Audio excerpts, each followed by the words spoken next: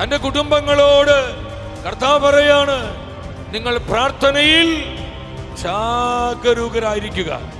തന്റെ സമർപ്പിത സമൂഹങ്ങളോട് കർത്താവ് പറയുന്നു, watch and pray.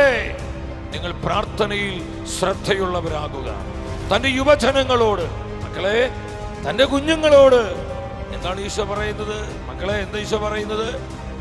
Watch and പ്രേ. കുഞ്ഞുങ്ങളെ, നിങ്ങൾ പ്രാർത്ഥനയിൽ ശ്രദ്ധയുള്ളവരാകുക.